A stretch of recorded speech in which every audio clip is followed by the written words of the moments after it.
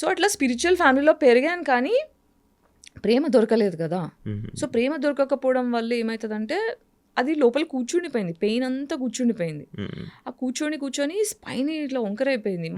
Medicines దొరకట్లేదు, ఇంత healthy life, నేను జంక్ ఫుడ్ తినను, నాకు బ్యాడ్ హ్యాబిట్స్ లేవు, మసాలాలు తినను, బిర్యానీలు తినను, అడ్డమైన నూనె తినను, చాలా ఆర్గానిక్గా డీటాక్స్, చిన్నప్పటి నుంచే మా ఇంట్లో డీటాక్స్ అలవాటు, యోగా అలవాటు. నేను యోగా ఛాంపియన్, నేషనల్ ఛాంపియన్, నేను కరాటే వచ్చేసాను చిన్నప్పుడు, గ్రీన్ బెల్ట్ దాకా ఉంది.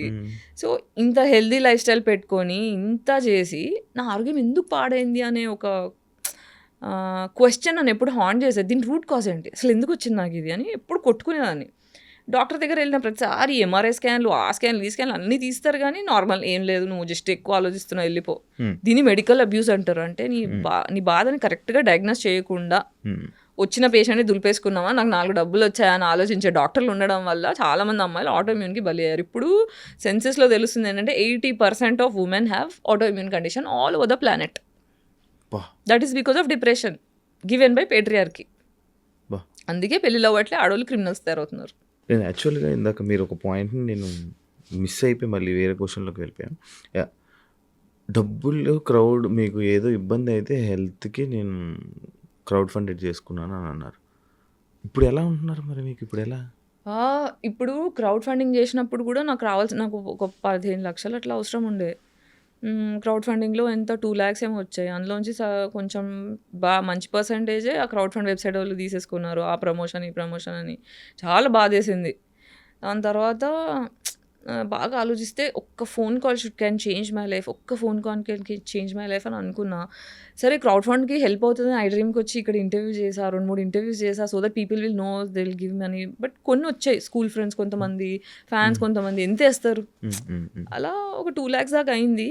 బట్ ఒకసారి ట్రై చేద్దామని సందీప్ రెడ్డి వంగ ఫ్రెండ్ అనమాట నాకు, ఫిదా టైంలో యాక్టింగ్ చాలా బాగా చేసామని ఫేస్బుక్లో నాకు మెసేజ్ పెట్టి నంబర్ షేర్ చేసుకొని అట్లా పరిచయం అయ్యారు.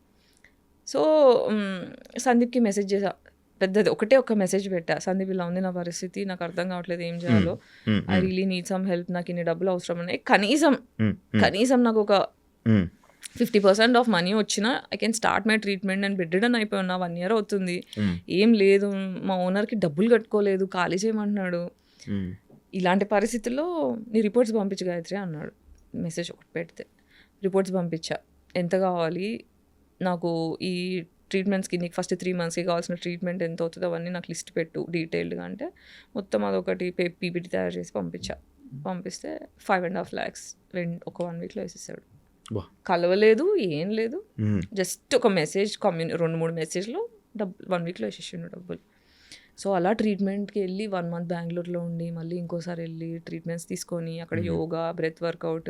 ట్రామా అంటే లోపల కూర్చున్న కోపం, నాకు న్యాయం జరగలేదు, చిన్నప్పటి నుంచి అన్యాయం జరుగుతూ ఆ లోపల దాచుకున్న కోపం అంతా కూర్చుండిపోయింది. దాన్ని రిలీజ్ చేసి కుండలిని వైకనింగ్ అంటారు అనమాట, అది breathing exercise through, meditation through, yoga through, ప్రాణాయామం త్రూ చేస్తాం. సో అలా 21 days సైకిల్ ఒకటి చేస్తూ, డీటాక్స్ లోపల ఉన్న డీటాక్స్ చేస్తూ, పంచకర్మ ఒక ట్రీట్మెంట్ ఉంది.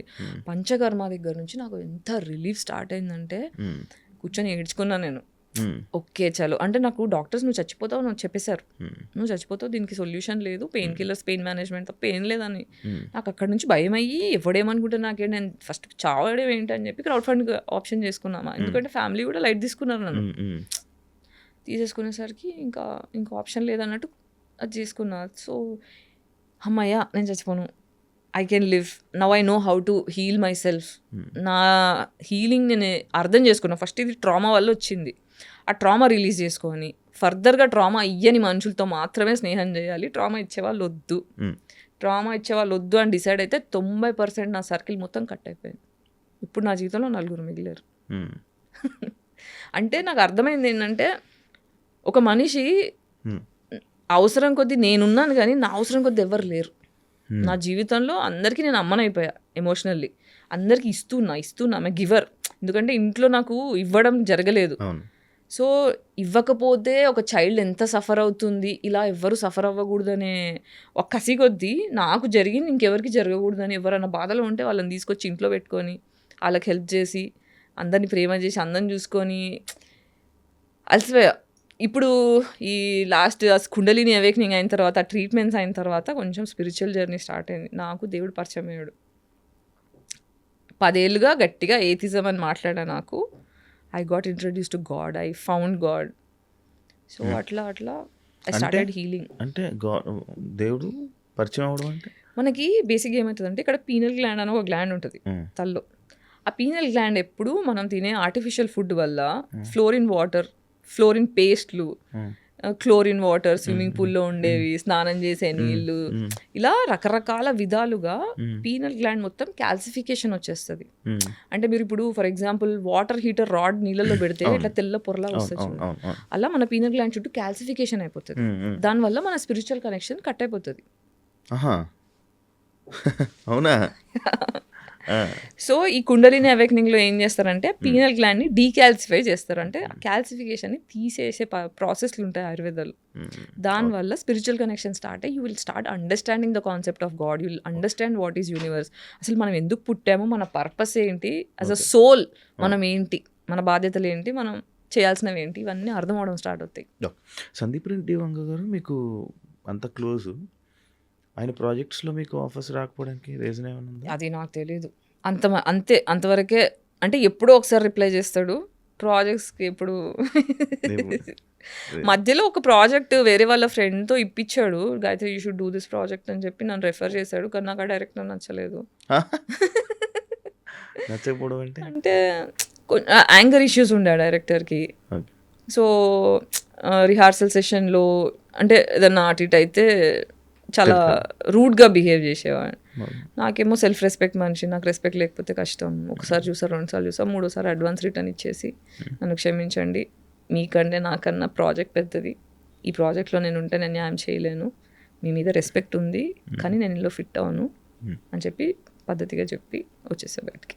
నాకు మీ నోస్ పిన్ ఎందుకు పెట్టుకున్నది? ఇదా? This is a basically indication that I'm bisexual, pansexual. అవునా? నాకు కాదు అనే దానికి ఇది నాకు తెలియదు అసలు ఇప్పుడు దాకా. నాకు ఇవన్నీ ఏం తెలియవు. అవునా? అంటే మేజర్లీ ఇప్పుడు స్పెక్ట్రమ్ చైల్డ్ అని చెప్పడానికి, ఓకే, సెక్షువాలిటీతో సంబంధం లేదు. I belong to queer community, I mean neuro divergent అని చెప్పడానికి ఇది ఒకటి. అవునా? ఎంతమంది అమ్మాయిలతో కలిసి ఉంటారు మీరు ఇప్పటిదాకా? యాక్చువల్లీ అమ్మాయిల దగ్గరికి వెళ్ళి ఏం అడుగుతారు? ఏం చేయలేదు నేను ఇప్పటిదాకా. అదే కదా 40 yearsకి వచ్చిన తర్వాత బయట చెప్పాకి ఐఎమ్ పాన్సెక్షువల్. నేను ఇది ధైర్యంగా చెప్పగలుగుతాను, నాకు నేను ధైర్యం తెచ్చుకొని బయట మాట్లాడడానికి నాకు 40 ఏళ్ళు పట్టింది. ఇప్పుడు నాకేంటంటే జస్ట్ బికాజ్ ఐఎమ్ బైసెక్షువల్ అమ్మాయి దొరికిందా చేసా అలా కాదు. పడాలి, నచ్చాలి, ఈక్వేషన్స్ ఏమి ఉండాలి అవన్నీ ఉంటాయి అబ్బాయితో ఎలా అలాగే. కానీ అంత ఇంప్రెసివ్ అయిన అమ్మాయిలు కూడా దొరకలేదు నా జీవితంలో. అబ్బాయిలతో నేను ఎంత ట్రామా గురయ్యానో అమ్మాయిలతో కూడా అంత ట్రామా గురయ్యా. కాబట్టి నన్ను అంటే నేను తొందరగా ఇంప్రెస్ అవ్వలేను, అట్లా కష్టపడాలి. ఇష్టమైన అబ్బాయిలు అంటే లవ్ చేస్తారు నార్మల్గా. బేసిక్గా ఇప్పుడున్న జనరేషన్ లవ్ అంటే కలవడం కోసమే. ఎలా కలవడం అంటే ఫిజికల్గా కలవడం కోసమే. అదే నేను ఎప్పుడు చేయలేదా? వచ్చినాను. అయితే నార్మల్గా లవ్ అని అంటే సెక్స్ కోసం లేకపోతే దాని కలుస్తూ ఉంటారు. ఇప్పుడు సంభోగం. ఇప్పుడు మ్యాక్స్ లవ్ అంతా ఇలాగే ఉండడానికి రీజన్ ఏమైనా ఉందంటున్నా? Trauma response. Hyper sexuality is trauma response. చెప్తా, దానికి ఎలాగో ఎక్స్ప్లెనేషన్ ఇస్తా. బాడీకి జనరల్గా మనం సేఫ్ అని ఫీల్ అవ్వడానికి డైలీ 8 నుంచి 12 హగ్స్ కావాలి. అది కూడా ఏంటి, నిమిషం పాటు కనీసం 20 సెకండ్లు మనం పట్టుకొని సెక్స్ ఉద్దేశం లేకుండా, ప్లటానిక్ అంటే నాకు సెక్స్ ఉద్దేశం లేదు, నువ్వు సేఫ్ అని ఫీలింగ్ ఇవ్వడానికి అమ్మనో నాన్ననో అక్కనో చెల్లినో ఉద్దేశం లేకుండా, ఆ ఉద్దేశం లేకుండా మనల్ని పట్టుకునే 8 నుంచి 12 హగ్స్ కావాలి. అప్పుడు మన బాడీ సేఫ్టీ అని ఫీల్ అవుతుంది. ఓకే, నువ్వు సేఫ్గా ఉన్నావు సొసైటీలో అని ఫీల్ అవుతుంది. మనము పాతకాలంలో చూస్తే మనకి జాయింట్ ఫ్యామిలీలు ఉండేవి. అమ్మోళ్ళలోనో తాతయ్యోళ్ళలోనో అమ్మమ్మనో పట్టుకోవడమో ఇవన్నీ మనకి ఫిజికల్ టచెస్ దొరికేవి. కాబట్టి కొంచెం ప్రశాంతంగా ఉన్నారు. ఇప్పుడు ఏంటంటే ఇప్పుడు మనము రోబోట్లా పరిగెట్టే మనుషులం కాదు, చిల్లవడానికి పుట్టాం. ఇప్పుడు ప్రపంచంలో మనుషులు తప్ప ఏ జంతువులన్నా తీసుకోండి, అన్ని జంతువులు కూడా ఆకలి అయినప్పుడు వేటాడతాయి, Hmm. మిగతా టైంలో చిల్ అవుతాయి. ఆ, మనం మాత్రమే పరిగెడుతున్నాం. పరిగెడుతున్నాం. సో ఈ పరిగెత్తడం వల్ల ఏమవుతుందంటే మన లోపల అడ్రినల్ రష్, ఉమ్, కార్టిజాల్, ఈ 2 నెగిటివ్ హార్మోన్స్ పెరుగుతాయి. ఉమ్, పెరిగినప్పుడు ఏమవుతుంది, మన గుండె ఒక స్పీడ్లో కొట్టుకోవాల్సింది, అయ్యా నేనేం పని చేయట్లే, నేను డబ్బులు సంపాదించట్లే, నాకు Anxiety. ప్రేమ దొరకట్లే, ఇది మనకు తెలియకుండా సబ్ కాన్షియస్ బ్రెయిన్ బాడీ యాంగ్జైటీలోకి వెళ్ళిపోతుంది. యాంగ్జైటీలోకి వెళ్ళిపోయినప్పుడు బాడీ ఏం చేస్తుంది, నిన్ను ఫోర్స్ చేస్తుంది పాజిటివ్ హార్మోన్స్ కావాలి నాకు అని. ఉమ్, పాజిటివ్ హార్మోన్స్ కావాలంటే ఆర్గాజం కాగానే ఏమవుతుంది, ఆహా అనిపిస్తుంది. So that is the dopamine hit. Um, so నీకు చేసిన ప్రతిసారి you are feeling better and you are getting physical touch. Um, okay, ఆ ఫిజికల్ టచ్, ఓహో బాడీ ఏం డిసైడ్, సబ్ కాన్షియస్ బ్రెయిన్ ఏం డిసైడ్ అవుతుంది అంటే, ఓహో ఇలా ఇలా నిన్ను హార్నీ చేసేసి నిన్ను కామం పెంచేస్తే నువ్వు ఒక మనిషిని దగ్గర తెచ్చుకుంటున్నావు, ఉమ్, అప్పుడే నాకు టచ్ దొరుకుతుంది ఉమ్, కాబట్టి నేను హార్నీ చేసేస్తా, నువ్వు సచ్చినట్టు దానికోసం అన్నా ఒక మనిషిని తెచ్చి ముట్టుకునేలా చేస్తావు అని బాడీ హైపర్ సెక్షువల్ అయిపోతుంది.